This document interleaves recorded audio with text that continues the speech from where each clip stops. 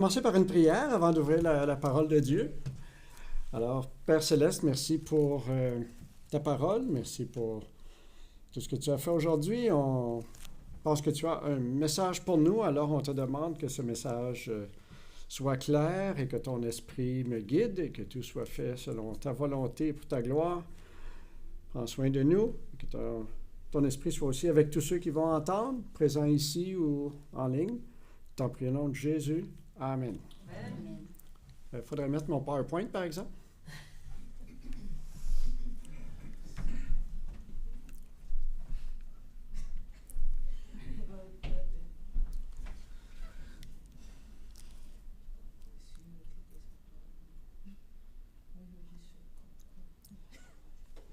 OK, c'est le titre du message aujourd'hui. Poursuivons notre course. Hein? Est-ce que vous pensez qu'on est dans une course? On va voir ça, si on est dans une course, poursuivre notre course.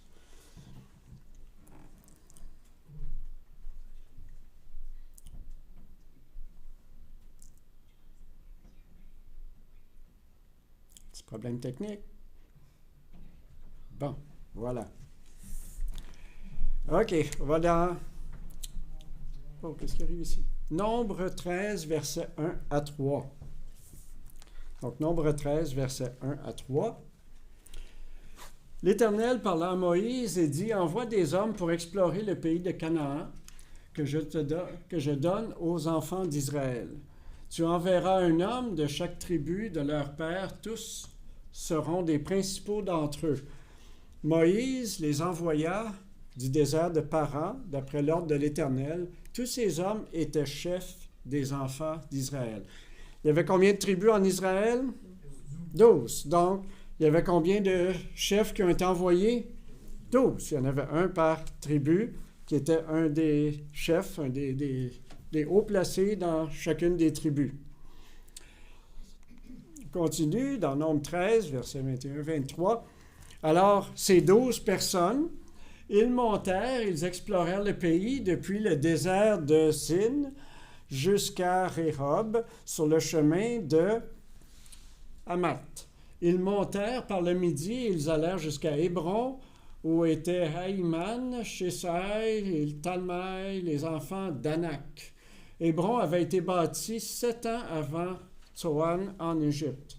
Ils arrivèrent jusqu'à la vallée d'Escol, où ils occupèrent une branche de vigne avec une grappe de raisin. Ils coupèrent une branche de vigne avec une grappe de raisin qu'ils portèrent à deux au moyen d'une perche. Ils prirent aussi des grenades et des figues. On peut imaginer la grosseur de la grappe de raisin pour qu'ils doivent la porter à 2 hommes. Et on ne sait pas la grosseur des grenades et des figues, mais probablement que c'était des très beaux fruits.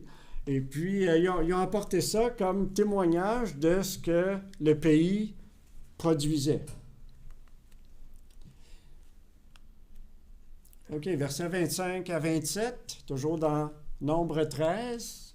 Ils furent de retour de l'exploration du pays au bout de 40 jours. Ils ont passé 40 jours dans le pays à se promener et à regarder le pays. À leur arrivée, à espionner le pays. Ils n'allaient pas là en tant que... Ils n'allaient pas parler aux gens, ils n'allaient pas dire qui ils étaient, ils allaient là pour espionner, pour savoir qu'est-ce que ça avait l'air. À leur arrivée, donc quand ils sont revenus après les 40 jours, ils se rendirent auprès de Moïse et d'Aaron et de toute l'assemblée des enfants d'Israël, à Kadès, dans le désert de Paran. Il leur fit un rapport ainsi qu'à toute l'assemblée, et ils leur montrèrent les fruits du pays. Voici ce qu'ils racontèrent à Moïse. « Nous sommes allés dans le pays où tu nous as envoyés. » En fait, où Dieu les a envoyés. À la vérité, c'est Moïse qui les a envoyés pour aller espionner le pays, mais c'est le pays que Dieu avait dit qu'il allait donner à Israël.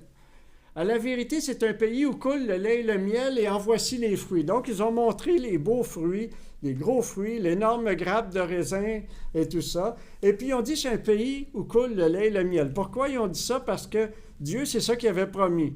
Dieu avait promis, je vais vous donner un pays où coule le lait et le miel. Le lait, c'est pourquoi? À l'époque, pas aujourd'hui, parce qu'aujourd'hui, on a changé les choses pas mal. À l'époque, c'est pourquoi? C'est pour qui? Le lait.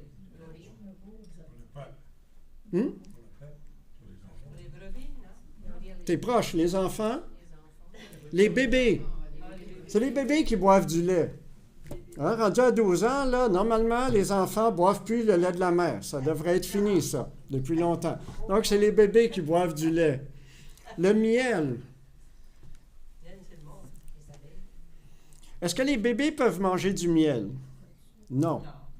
Le miel, c'est pour les autres. Donc, ce sont des bonnes choses, parce que le lait est une bonne chose pour le bébé. Le miel est une bonne chose, parce que c'est un bon goût et c'est pas mauvais pour la santé. C'est un très bon sucre, le miel. Au lieu du sucre blanc ou d'autres sucres qu'on peut utiliser, là, utiliser le miel. Et le sirop d'érable est un bon sucre aussi, mais à l'époque, le sirop d'érable, je pense qu'il n'y en avait pas beaucoup. Donc, c'était le miel.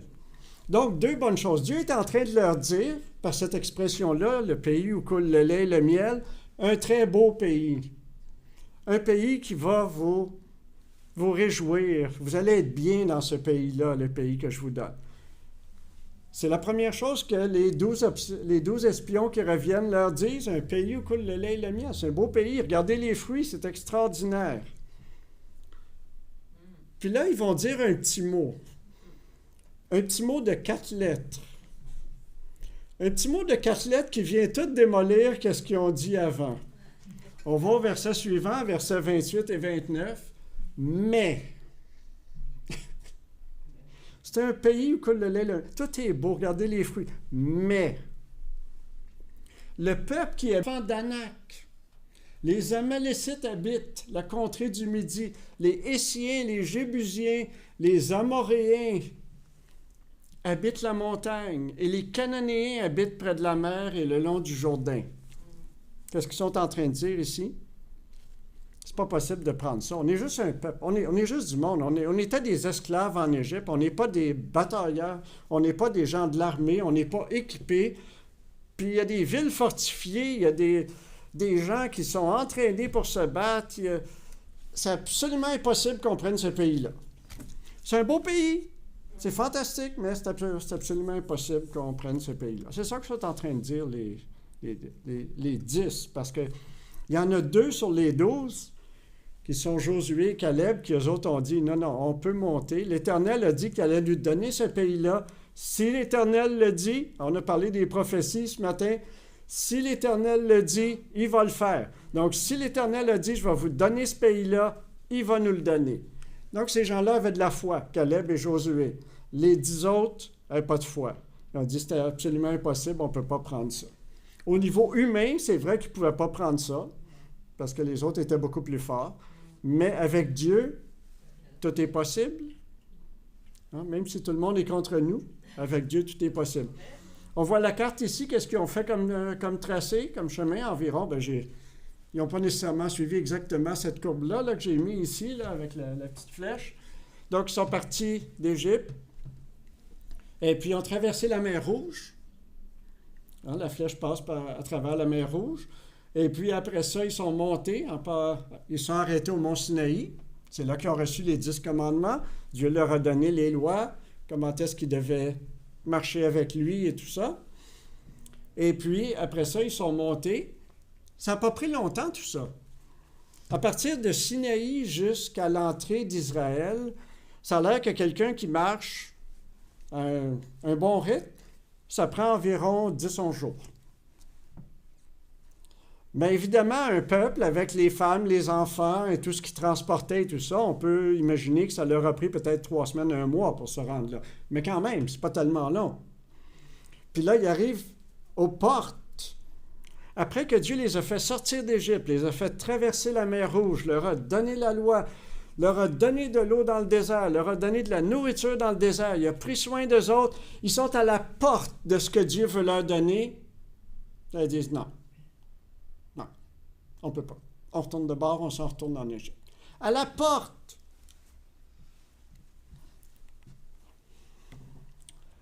While you were celebrating. C'est un article dans le Chicago Tribune. Ça nous parle d'une personne qui a célébré un petit peu avant le temps. C'est dans le marathon de Chicago en l'an 2007. Ça fait déjà plusieurs années. Une Roumaine, qui vient de la Roumanie, Adriana Perti. Première fois qu'elle court dans un grand marathon à l'extérieur de son pays. Compétition internationale à Chicago. Elle est dans le marathon, elle court. Elle est en avance sur tout le monde. À 50 verges, 50 mètres de l'arrivée, elle a 30 secondes d'avance sur la femme suivante qui est derrière elle. 30 secondes. C'est beaucoup dans une course. Les courses, des fois, c'est quelques secondes la différence entre les gens. Mais là, c'est un marathon. C'est long, un marathon. Mais elle a 30 secondes d'avance. Premier marathon international. Tous les yeux sont sur elle. Vous savez, quand ils arrivent, les coureurs proches de l'arrivée, il y a des gens sur le bord. Et puis les gens encouragent le coureur, surtout le premier, celui qui est en tête, encourage la coureuse. Vas-y, vas-y, vas-y. Puis ils sont là. Puis 30 secondes. Et puis quand les gens courent, ils leur mettent des pancartes pour leur dire « T'es en avance » ou « T'es deuxième ». « T'es deuxième ». La personne en avant est 20 secondes en avant de toi. Personne en arrière est 30 secondes en arrière. Donc, elle savait qu'elle était en avance et qu'elle avait une avance de 30 secondes avec seulement 50 mètres à courir. Elle était certaine de gagner. À moins qu'une affaire arrive, elle était certaine de gagner. C'est impossible que l'autre qui est 30 secondes en arrière réussisse à la dépasser dans 50 verges. Sauf quand on commence à célébrer avant le temps. Au dernier tournant avant la ligne d'arrivée, elle est sur le bord où est la foule. Elle commence à donner des high-fives aux gens qui sont sur le bord. La course n'est pas finie, là. Elle commence à donner des high-fives aux gens qui sont sur le bord. Elle regarde la foule, les mains dans les airs, comme « J'ai gagné, je suis la meilleure ». Imaginez, première compétition internationale, inconnue, elle est en tête du marathon de Chicago.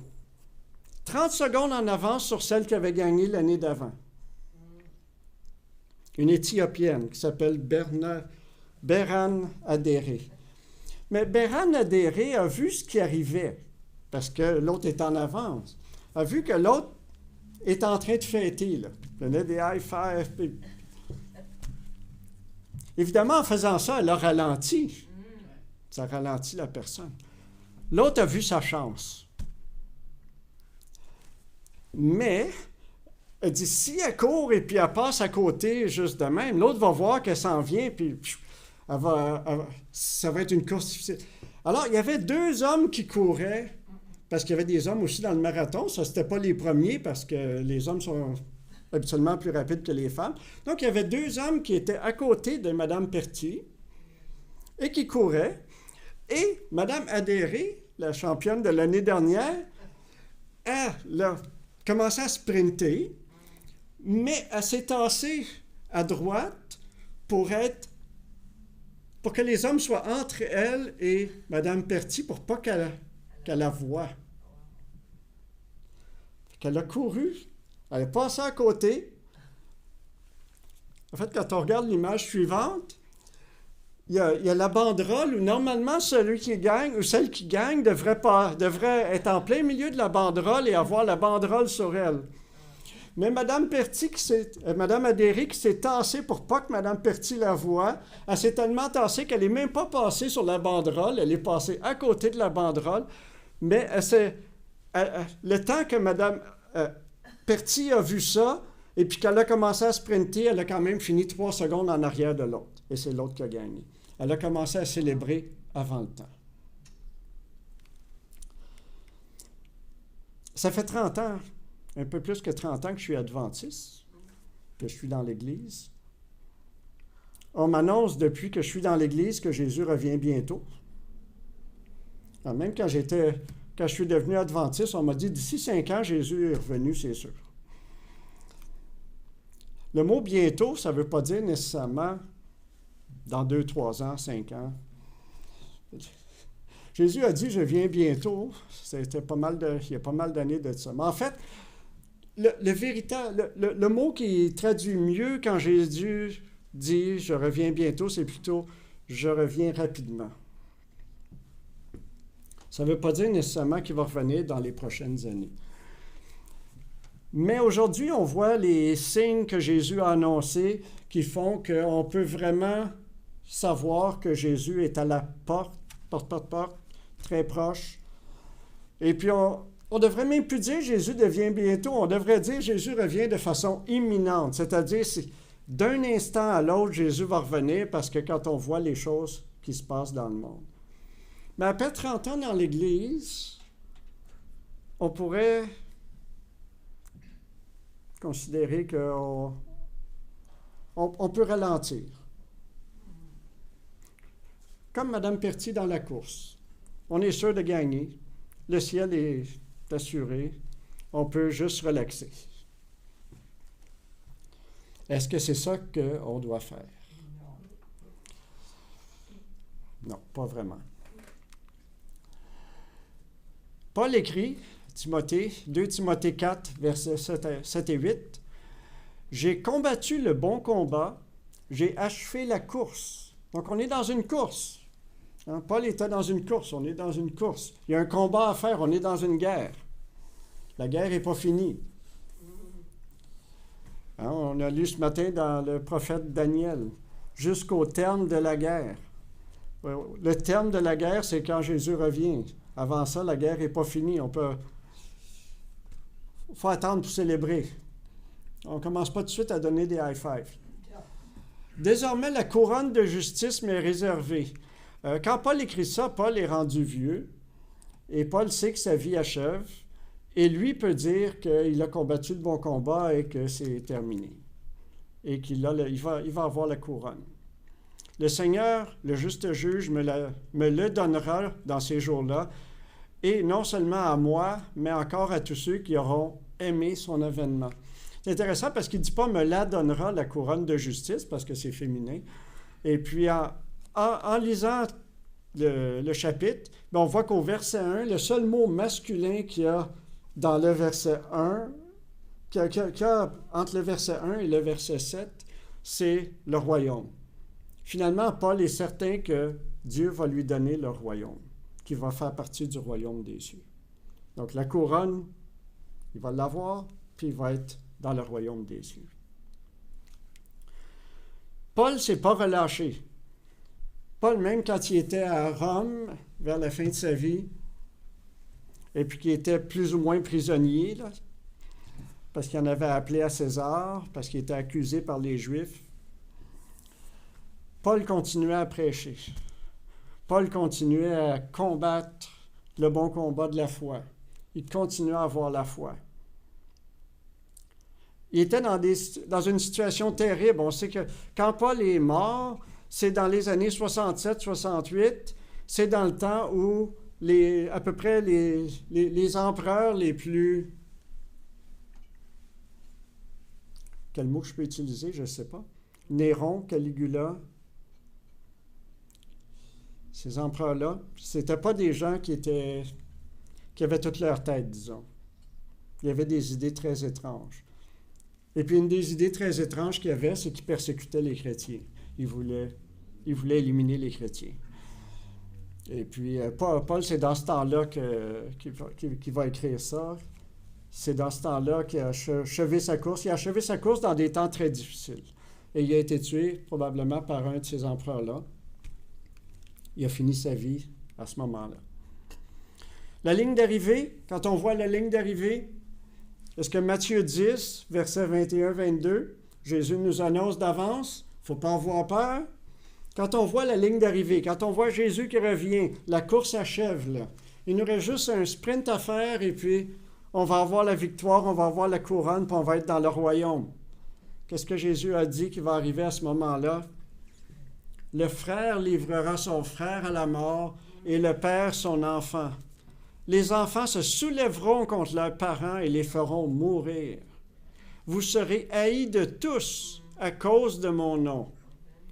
Mais celui qui persévérera jusqu'à la fin sera sauvé. Il faut garder la foi. Il ne faut pas abandonner. S'il y a un sprint à faire à la fin, des temps difficiles pour avoir la victoire. Mais ce qui est bien, dans la course chrétienne, ce qui est extraordinaire par rapport à une course, comme on vient de voir, comme un marathon, quelque chose comme ça sur la terre, c'est que dans une course, dans ce monde, il y a un vainqueur. Il y en a juste un qui peut arriver premier. Même s'ils ont 1/100 de différence de temps, il y en a juste un qui gagne. Les autres sont 2e, 3e, 4e, et ainsi de suite. Dans la course pour le royaume, on pourrait dire, la course chrétienne, le chemin chrétien qu'on suit, on peut tous gagner. On a juste à persévérer jusqu'à la fin. C'est ça que Jésus nous dit. Celui qui persévérera jusqu'à la fin sera sauvé. C'est pas juste une personne. C'est pas celui qui va persévérer le plus, celui qui va amener le plus de monde dans l'Église, celui qui va être le meilleur prédicateur, celui qui va donner le plus d'argent. Non, non.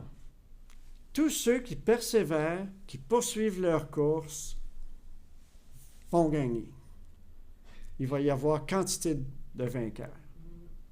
Combien? On ne sait pas exactement. Probablement des millions de vainqueurs. Matthieu 25, versets 1 à 4, Jésus nous donne une parabole pour parler de ce qui se passe aussi à la fin des temps. Et il nous dit, alors, c'est à la fin, parce qu'on sait par le contexte, si on lit le reste de Matthieu 25, le jugement qui est fait, et chapitre 24, ça annonce tout ce qui va se passer avant jusqu'à la fin des temps. Donc, quand on est dans cette parabole-là, on sait que Jésus parle de la fin des temps. Il dit, alors le royaume des cieux sera semblable à 10 vierges qui, ayant pris leur lampe, allèrent à la rencontre de l'époux. 5 d'entre elles étaient folles et 5 sages. Les folles, en prenant leur lampe, ne prirent point d'huile avec elles, mais les sages prirent avec leur lampe de l'huile dans des vases. Donc, il y en a 5 qui étaient préparés parce que les noces avaient lieu la nuit, il fait noir, il n'y a pas de lumière dans les rues à l'époque, donc il faut avoir sa lampe pour éclairer, pour se rendre au lieu des noces. Les 5 n'avaient plus d'huile. Les 10 se sont endormis. C'est ça que Jésus est en train de nous mettre en garde à la fin. Inquiétez-vous pas si l'Église a l'air de s'endormir. Parce que les 10 s'endorment. Les 10 vierges. Hein? Souvent dans la Bible, dans les prophéties, dans les paraboles, une femme symbolise le peuple de Dieu, une femme symbolise l'Église. Alors ici, il y a une partie de l'Église qui s'endort, une autre partie de l'Église qui s'endort. Jésus a dit « veillez et priez ». Mais qu'est-ce qui arrive dans l'Église? Éventuellement, tout le monde s'endort. Mais quand il se réveille, au cri de l'époux, hein, quand les gens disent « Jésus revient », quand on voit dans les signes de Jésus est sur le point de revenir, on voit ça dans le monde, là, qu'est-ce qui est en train de passer, c'est inimaginable qu'est-ce qui se passe en 2025. Jésus est sur le point de revenir. Bien, quand ces vierges-là endormies entendent ce cri-là, Jésus revient, bien là, les 10 se réveillent, ils entendent le cri, ça les réveille. Mais là, il y en a 5 qui regardent leur lampe et il reste quasiment plus d'huile dans ma lampe. Ah ben, on n'a pas lu ça, hein. J'ai dit les 10 soupirs. Comme l'époux, versets 5 et 6, comme l'époux tardait, toutes s'assoupirent et s'endormirent. Au milieu de la nuit, on cria, voici l'époux, allez à sa rencontre.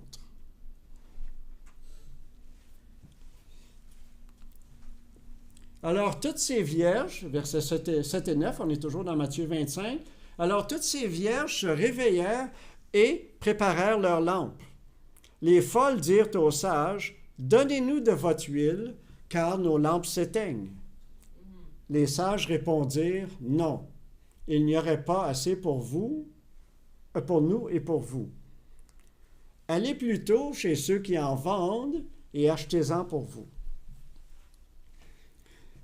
Donc, ils dormaient, c'est le soir, ils voient leur lampe. On a un exemple de lampe ici. Donc, l'huile est rendue basse dans leur lampe et la lumière, la flamme s'éteint. Là, ils disent, ben, donnez-nous un peu d'huile. Partagez votre huile avec nous autres. Comme ça, nous autres aussi, on va pouvoir aller. Mais les autres disent, si on partage avec vous, on n'aura plus assez, nous autres. En approchant de la fin des temps, quand Jésus va revenir, juste avant que Jésus revienne, avant les plaies, il y a des gens qui sont prêts.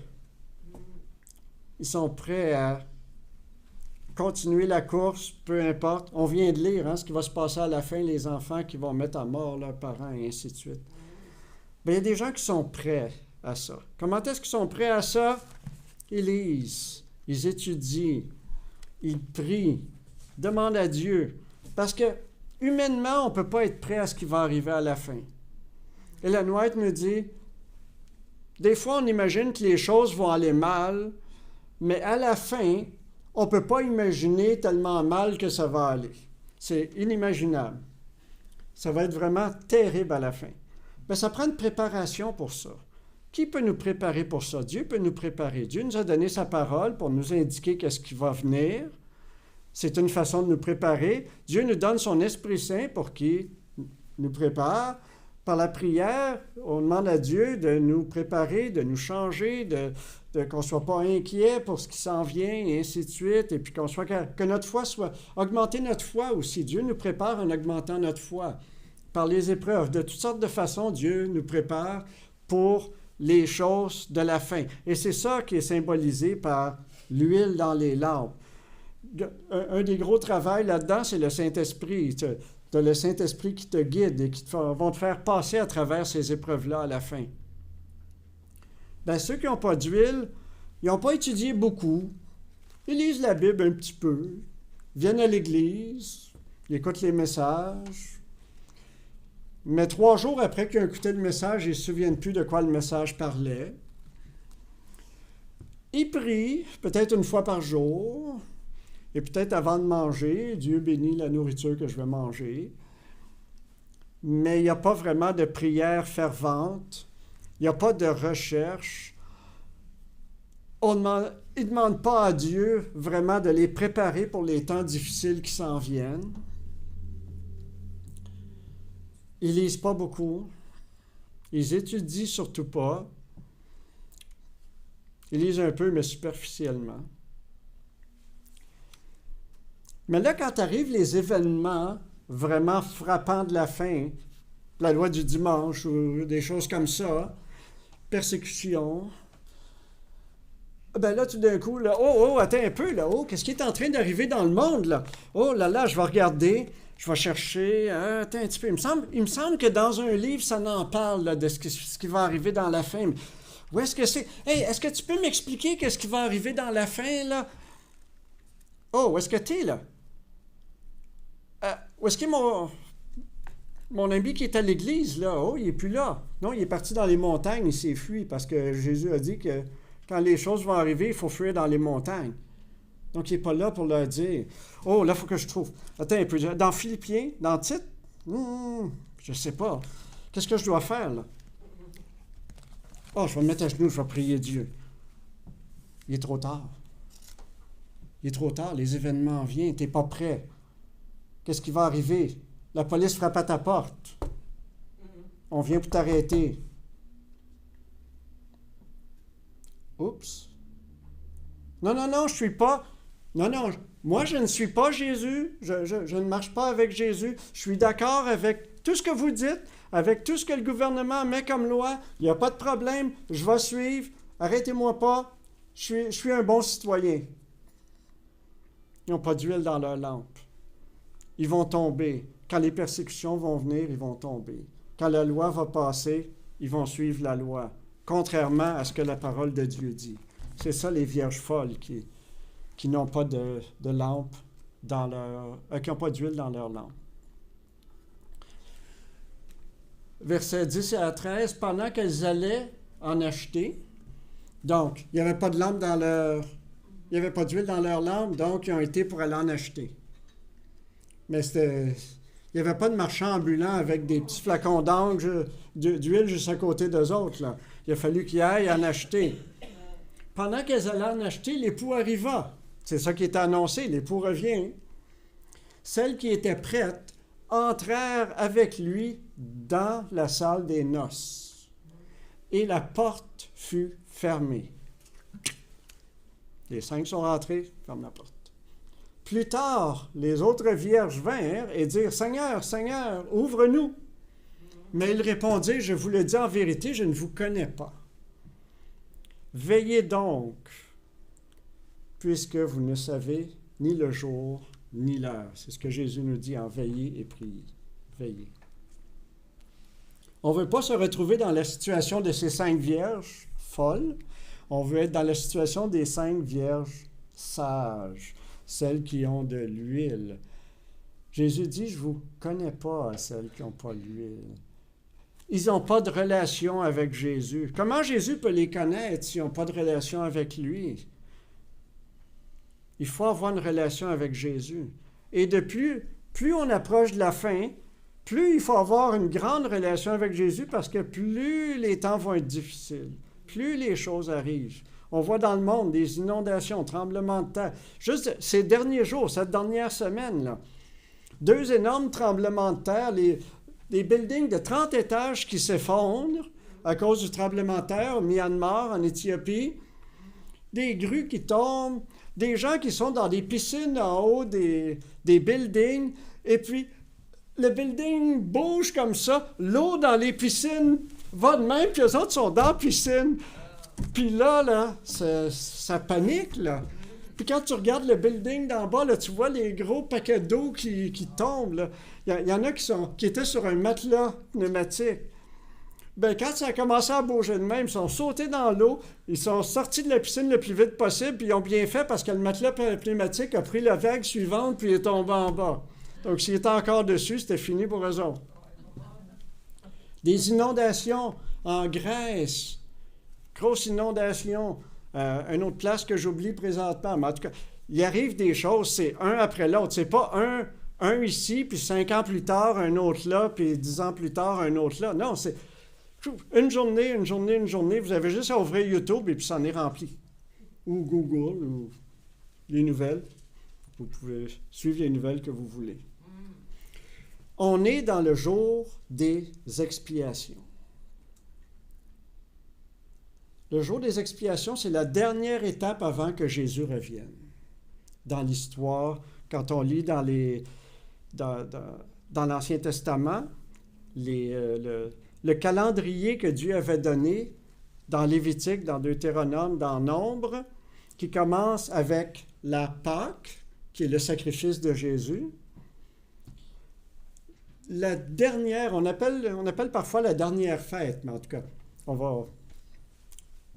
ça s'appelle plutôt le jour des expiations. Ce n'est pas vraiment une fête. La dernière avant que Jésus revienne, c'est l'avant-dernière. Ça s'appelle le jour des expiations. Et c'est le temps dans lequel on vit aujourd'hui, juste avant que Jésus revienne. Donc, le 10e jour, donc on est dans Lévitique 23, verset 27, le 10e jour de ce 7e mois, ce sera le jour des expiations. Vous aurez une sainte convocation, vous humilierez vos âmes et vous offrirez à l'Éternel des sacrifices consumés par le feu. Dans Lévitique 16, versets 29 à 31, ou en fait c'est verset 31, « Ce sera pour vous un sabbat, donc un jour où on ne travaille pas, un jour de repos, et vous humilierez vos âmes. C'est une loi perpétuelle. En fait, Dieu répète plusieurs fois, c'est un jour pour humilier votre âme. C'est répété, j'ai trouvé 6 fois juste dans Lévitique. Un jour pour humilier vos âmes. Une journée pour humilier notre âme, ce n'est pas une fête. En passant, là, pour ceux qui considèrent que ce sont tous des fêtes, là, le jour des expiations, ce n'est pas une fête. C'est un jour où on humilie nos âmes. Qu'est-ce qu'on doit faire aujourd'hui devant Dieu? On a parlé d'étudier, prier, tout ça. On doit s'humilier devant Dieu. On doit reconnaître qu'on est des humbles personnes qui tombent des fois, des humbles personnes qui ne sont pas capables. Hein, on a vu au début les espions qui ont dit on n'est pas capable de prendre ce pays-là. Il faut reconnaître qu'on n'est pas capable d'obtenir le royaume des cieux sans Jésus. C'est impossible. On n'a pas la capacité d'obtenir le royaume des cieux par nos propres actions, par notre propre force. On ne peut pas atteindre le royaume des cieux. Il faut s'humilier devant Dieu et dire, Seigneur, je ne puis rien si ce n'est pas toi qui le fais en moi. Si ce n'est pas toi qui fais les choses, moi, je ne peux rien faire. Je suis totalement impuissant dans ce monde. Imaginez si le gouvernement du pays se tourne contre vous avec les policiers, l'armée. Tout le monde sont contre vous. Vos familles même, vos voisins, vos amis, tout le monde sont rendus contre vous. Est-ce qu'on a une chance, humainement? On n'a absolument aucune chance, humainement, de s'en sortir. Donc, le seul qu'on peut se tourner vers, c'est Dieu.